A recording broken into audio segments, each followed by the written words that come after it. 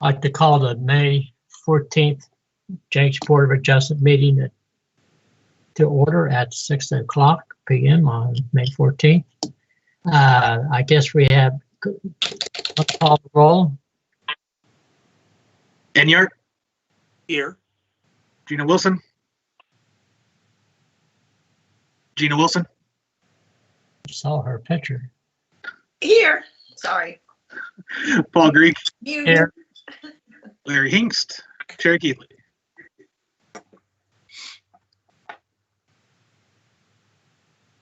And I guess we have a quorum. Yes.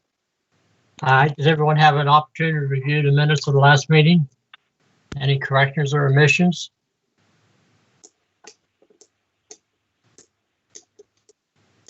No. If not, minutes are approved as written.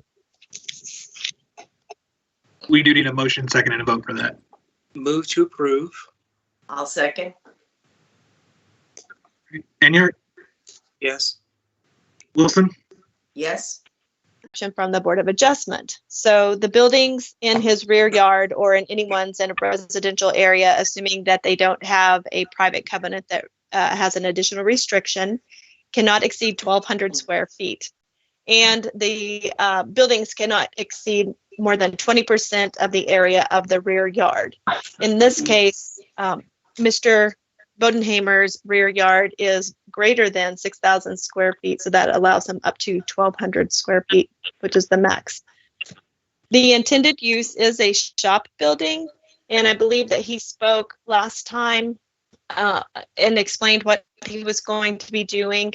Again, if you look on page 6 of the staff report, it says that zoning is RS2. This is in an older part of the city of Jenks. It's in the Senko addition, and his property is generally north of Duncan and east of the railroad tracks. I have driven by there.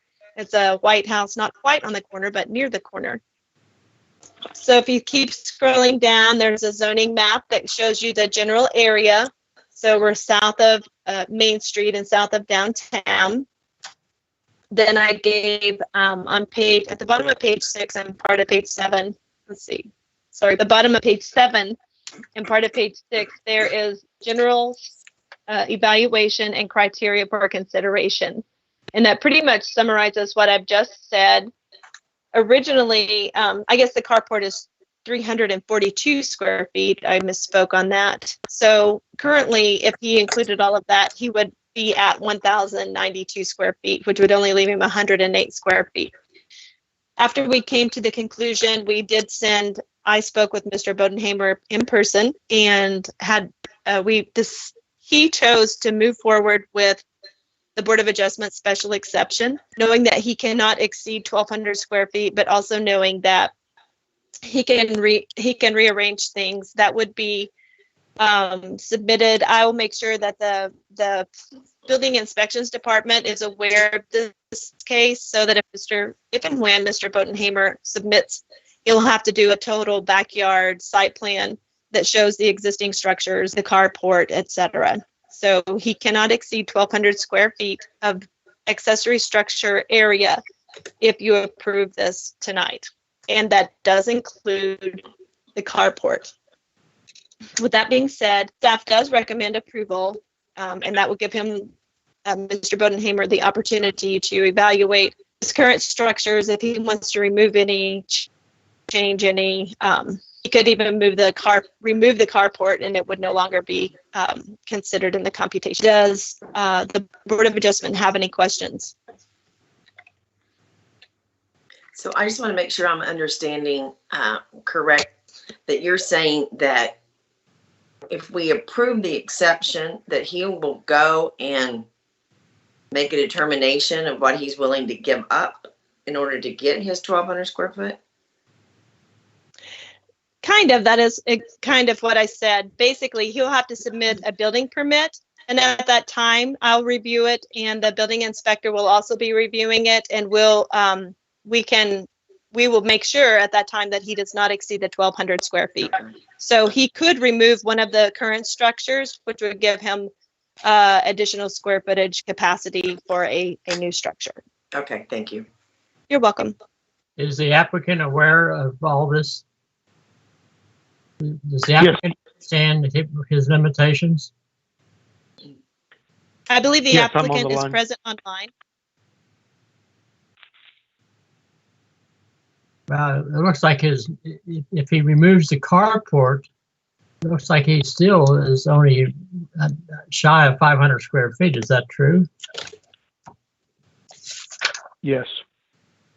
Okay. Yes, if I choose to remove the carport, it would then be a building up to 50 square feet. I mean, 450 square feet. Okay.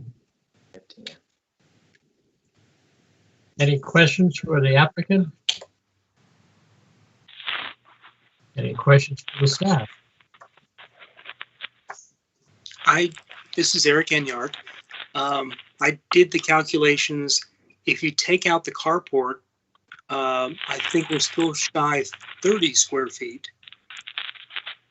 Has anybody else come to that same number? What number did you come up with? If you take out the carport, you're still shy 30 square feet. Has anybody else arrived at that number? Yeah. So you couldn't have a 20 by 24 building, even if you take the carport down. Exactly. Yes, and if I may interject, at the last meeting in April, I did say that should I be allowed to go up to 1,200 square feet in the backyard with approval of the building inspector and Ms. Hilton, that I would adjust the size of that building so that the total square foot in the backyard would not exceed 1,200.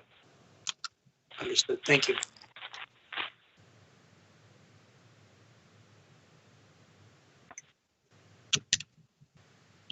Any further discussion? Staff?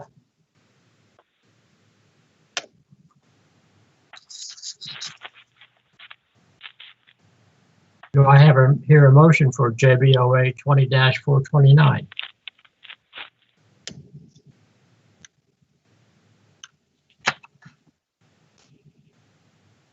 This is Eric Enyard. Having heard from the applicant, they understand the calculations that they're facing. Having heard from staff with a very well-written staff report that explains that they do qualify for the total 1,200 square feet based on the size of the rear yard. And as I look at the area, I see a number of rear yards that also have the larger amounts of accessory building square footage in their rear yards. I believe this meets the requirements under the Jenks zoning code for special exception, and I move for approval. I'll second that motion. Gina Wilson. Roll call? Eric Enyard, Yes. Gina Wilson, Yes. Paul Greek. Yes. And the applicant understands all the criteria and needs to get a building permit, and et cetera. Should be well underway. Our next item on the agenda is JBOA 20-430. Request by Teresa Dewhurst for a special exception to allow for continuation of our pre-existing non-conformity after this requested zone change. This location is 122 North 6th Street. Staff, would you read your information? Thank you, Mr. Greek. I'd be happy to speak on this. This is also an item that was continued from the April 16th, 2020 regularly scheduled Board of Adjustment meeting. At that time, we discussed at length the situation. So basically what we have is a property that was originally zoned, now I don't remember, residential, RS3. And at that, immediately, I believe Ms. Dewhurst spoke to the fact that, or someone did, that the barber shop that is on the property existed from the beginning. So we cannot confirm that it was ever given a Board of Adjustment special exception to have a business operating on there. And because of that, you had a non-conforming a pre-existing nonconformity. And what happened is they changed the zoning, and they changed the zoning to CS, commercial shopping, and that is a good area to have a commercial shopping designation. And because of that, that caused the barber shop or beauty shop to be in compliance, but now the residential status is no longer in compliance. And the difference between this and the surrounding properties, and it may be that we see something like this in the future, but right now we're just dealing with this case, and it is significantly different because it had already a pre-existing nonconformity. So we spoke at length on that, and there were lots of codes cited, and there were, I believe, Mr. Greek, you understood some code that was specifically added for cases like this. And we went back, Mr. Macy looked up the ordinances and the timeline for which the ordinances were adopted. With all of that being said, what we have is a non-conforming combination of residential and commercial uses, and the applicant would like to allow the house portion of the lot to continue as a residential use. So if you keep scrolling down in your staff report, there's a page 22. It says supplemental information. And over to the far right, it has a column with the top says CS, and then it has RS. So you can see it. Residential use is not even allowed in a commercial shopping, even with a special exception. So, but because there were two competing uses on one property, that is the reason that they are asking for the special exception, because they want to keep it the way that it was as far as use goes, not zoning. The zoning has changed, and this does not impact the zoning. It is a commercially zoned lot. So if you keep scrolling down, it shows some photographs of the home and the barber shop. And I'll read on page 24. Board of Adjustment action. The Board of Adjustment may grant the special exception after finding that the special exception will be in harmony with the spirit and intent of the code, will not be injurious to the neighborhood, is not otherwise detrimental to the public welfare. And I believe in this case that is certainly true on every account. The Board of Adjustment, in granting the special exception, shall prescribe appropriate conditions and safeguards, may require such evidence and guarantee or bonds as it may deem necessary to enforce compliance. And I don't think that I don't see any reason to implement any of those. There can be a time limit, special exception which has not been utilized within 2 years from the date of the order granting same shall therefore be void. So if we ask for a special exception on this property to allow for a commercial and a residential use to coexist, they have 2 years to continue that way. If for some reason they did not lease or rent the house out or live in it themselves during the next 2 years, that special exception becomes void. The staff comments are the request is complicated and staff has no specific conditions. I wrote the word recommendations, but what I meant to say was conditions or comments, but believes the request meets the spirit and intent of the special exception. The proposed use will not result in any increase in incompatibility with present and future use or approximate properties, and therefore I do recommend approval. So it says, grant the special exception to allow the continuation of a pre-existing nonconformity after a requested zone change. So there is a caveat in our zoning that says once a zoning is changed that they have to comply with the requirements of the code, which would mean commercial uses only. If you keep going on page 26 is the official opinion. So anyone following online would be able to read that as the official opinion from our city attorney. And it's very thorough in the cites that the primary issue on this, unlike surrounding properties, there are many properties along B Street and Main Street and some other places that have gone from residential to commercial. But in those cases, they were not operating a commercial business already. They were simply residential uses. So the primary issue is there are two primary structures with differing land uses. If you keep going, it talks about section 1200E, and then we go to section 1510B. And ultimately, in conclusion, it says here, section 1200E is directly applicable, while section 1510 is not. The applicant applied for a zone change, ended her pre-existing nonconformity once passed. As of now, the only lawful and compliant use of the property is the beef shop. The special exception, if passed, would allow for the house to continue to be used as a residence and for two primary structures on the lot until changes are made to the existing house or to its use. I also included previously, when we were looking at the different code, some of the bulk and area requirements, just so that the applicant knows and any future owners understand that there are some bulk and area requirements and parking requirements. If you go fully to a commercial use, you would have to meet those. So staff does recommend approval. I can understand how they might want to use the property for a little longer as a residential use until they have a good buyer or until they have the money themselves to invest as a commercial. So that is all staff has to say at this time, unless you have any specific questions.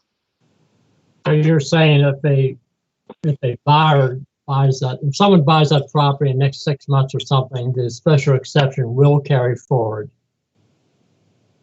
Yes, someone could purchase it and the special exception would go with the property and they would be able to use the home as a residence while the barbershop still operated.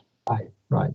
But in the event that it was, the house would be used commercially, they would have to actually impact the physical appearance of that building, right? Of the house?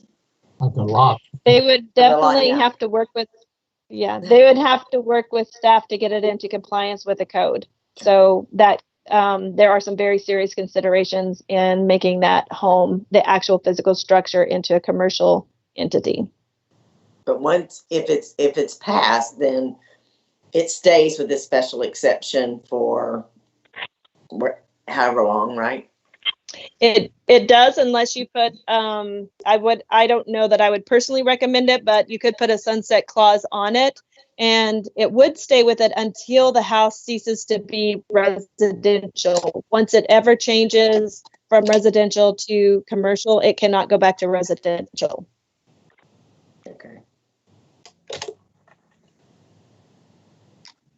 I guess what designates it being a change to commercial? If someone moves into the house and they live in the house, and take argument of attorney or something, where they have limited number of visitors, so to speak, but they live there and yet that's their office. So is that a commercial facility or is that a residential?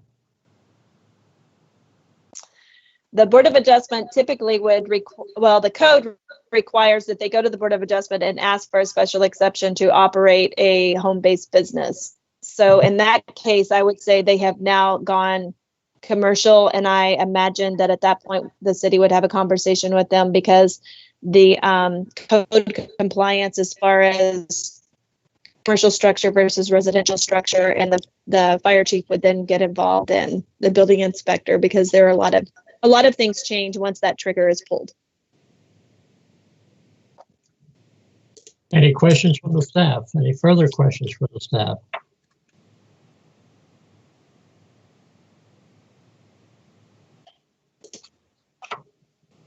Does the applicant have any comments?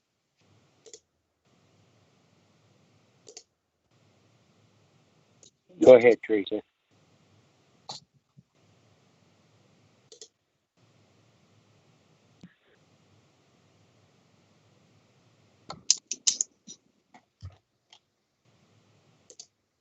I believe she's muted, Rick.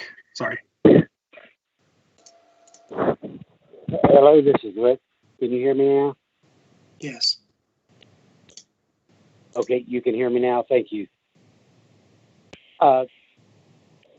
just to confirm what she just told you is we are aware of the fact that once it would go commercial, that it would not be able to go back. The situation that we had, to give you an idea, on selling this property, because it is for sale at this point, is that we had a couple that was interested in living in the house for a year, maybe two, but opening up a little office back there in the back where the barber shop is. It was not going to be considered an office inside the house itself.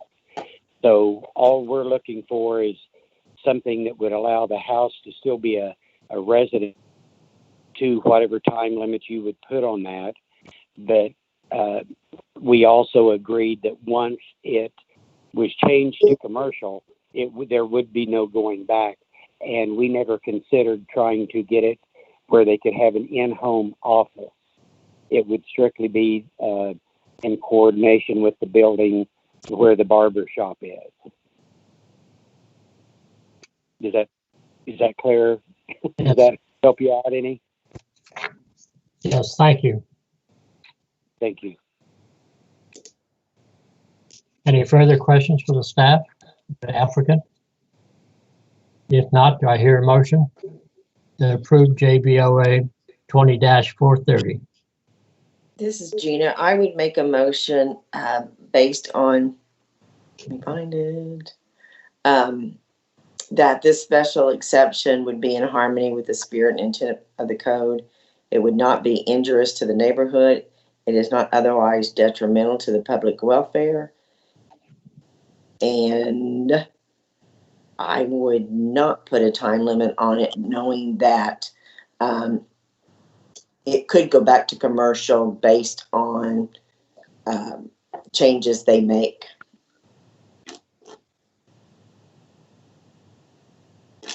Do I hear a second?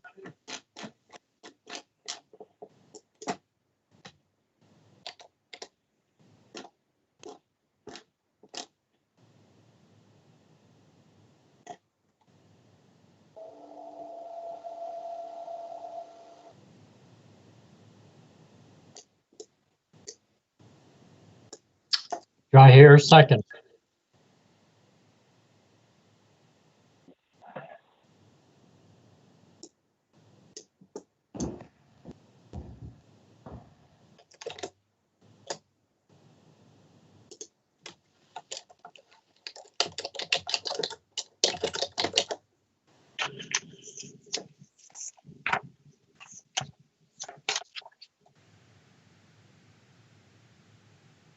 Well, it appears to me that we do not have a second. So I guess the staff needs to tell the applicant how she may move forward.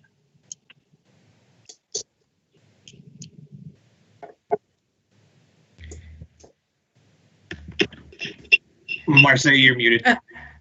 Well, this is Teresa. I think procedurally here, where we have a chair who votes and participates, that I believe the chair can second the motion if the chair desires. And under what basis? Mr. Greek, Yes. I was going to add, we do need to have an action this evening, and you can make a new motion if that one fails due to a second. But there does need to be an action taken.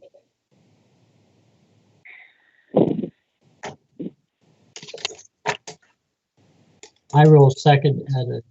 I understand the chair can make a motion. I will second Gina's motion. And if I may, Mr. Greek, just to make sure we do this right, I'd like to get a clarification on the number of votes required. I know Ms. Hilton said 3.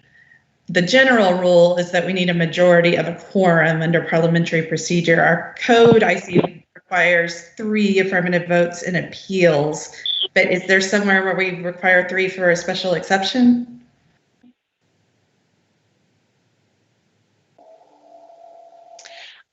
Let me look it up real quick, unless you've seen otherwise. It's always been 3 Eric, can you confirm? I'd have to check myself. Yeah, me too. Yeah. Hang on. The only thing I saw, In the past, it's always been. yeah, and that's what Brandon said, that had been the practice. But there is, Ms. Nallen, it may be a state statute.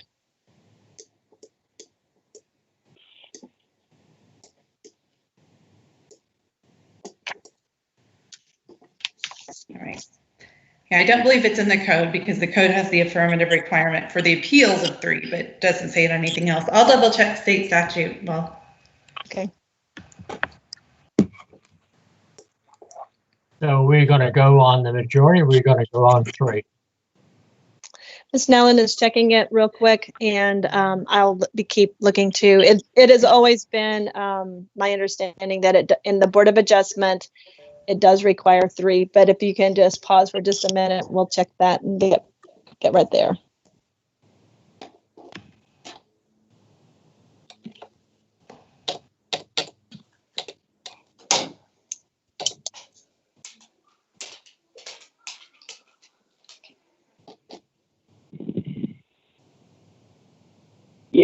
This is Rick again. I have one other question for you. Go ahead, speak. Okay, thank you. What I would like to know is do you guys have any more pertinent questions as to what that would help apply to this that we could perhaps clarify for you? Because actually the property, nothing is changing actually with this property, and that building and all was built in 1960 before they did the zoning and all and the house itself. So this is why it went on as it was, and there was no pre-existing records of anything else that went on there. It was automatically residential, and but we've just been a little baffled over it seeming to be like there was an issue with the exception. It would help us to sell the property for somebody that wants to come in on an individual basis to do something like this. It's not going to change anything else, the schematics of traffic or anything else there than it has always been. And once anybody goes in commercial, even if you put a 2-year, let's say a 2-year time limit on it, if somebody comes in and buys it and lives in it a week, and then they change it to commercial, we realize that still doesn't go on for 2 years. That would automatically, once that is changed, it just gives them the option in the beginning to come in, not being a big deal investor that's got a lot of money to come in and either totally renovate that. And anybody that would do that is very aware of the fact they would have to come under the challenges and codes and restrictions set by the city. We're not trying to get into any of that part of it. We realize their deal would have to be totally approved by the city. That doesn't have anything to do with us. It's just that it's giving an opportunity for us to sell to somebody that doesn't have the ability to just come in and bulldoze it down and totally do commercial on it. Mr. Rigg? Yes. I'm looking at the zoning code or city code in 1380.3. It says the Board of Adjustment shall hold the public hearing, and upon the concurring vote of 3 members may grant the special exception. After finding the special exception will be in harmony with the spirit and intent of the code and will not be injurious to the neighborhood or otherwise detrimental to the public welfare, providing that the board, in granting the special exception, shall prescribe appropriate conditions and safeguards and may require such evidence and guarantee or bonds as may deem necessary to enforce compliance with the conditions attached. So it is a vote of 3. Okay. Thank you. So I will need, if that motion fails, then there needs to be a new motion and action taken this evening. We have JBOA 20-430 motion made, and then second. Do we have a vote? Eric Inyart, I need to abstain. Gina Wilson, Yes. Paul Greek. Yes. I guess, Teresa, how's that play out on the motions? Do we need a new, different motion? Well, I believe with the abstention that the vote would fail. We need a vote of 3 members.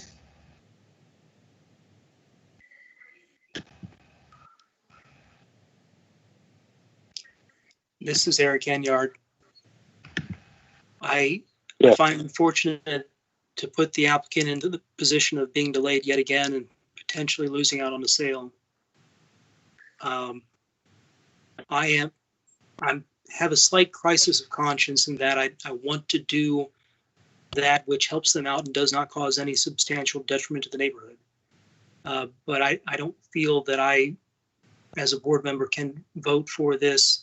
I have a different interpretation of the code, and I don't think that I have the authority to approve a special exception for a change in use when the use does not change. So I would suggest a motion that we continue to the next month where we hopefully can come up with a different, with more board members that can also vote on the application. I agree, Okay. Eric, I think that's the right suggestion. Do we have a motion Okay. I, to continue I'm this? sorry. Go ahead. Is that doable, Marcia and Teresa? I have no problem with it. Yes, you may continue it to the next meeting. I need a motion to continue JBOA 20-430 to the next meeting. So moved. Second, I'll second. motion is made and approved. Do we have a vote? Eric Inyart, Yes. Gina Wilson, Yes. Paul Greek. Yes.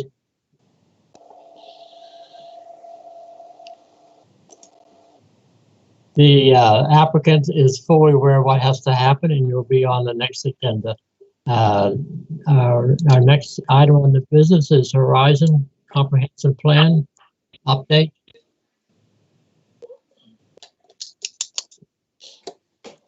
Thank you, Mr. Greek. I appreciate it. The city staff met with the House of Living group on Wednesday, I believe, of last week, maybe Thursday, and went through all of the issues that we had and all the outstanding questions and kind of narrowed it down to a few and summarized those. And on Friday, I had a follow-up conversation just as the city planner with House of Living. I had 3 members at that time that I spoke with to go through kind of getting that detailed list. So today I received the actual detailed list that goes, there's a couple of follow-up items that staff has to do. One example would be getting some new layers. And when I say layers, I'm talking about GIS. So NCOG provides our zoning information and planned unit development information. And we want to get the planned unit developments on the document. Currently, they are not there. And since Jenks does have a majority of their land is within a planned unit development or a PUD. So I'm going to get that. I need to contact NCOG. So I have a couple of follow-up tasks. And then it will go to the committees and to the different boards and councils. So we're excited. We're still moving forward. The target is, I originally said about 6 weeks ago, I said we hope to have it approved in June. I think it'll be in July, but still very doable, and we're looking forward to getting that approved. Thank you. Any other business to discuss? Staff does not have any other business at this time.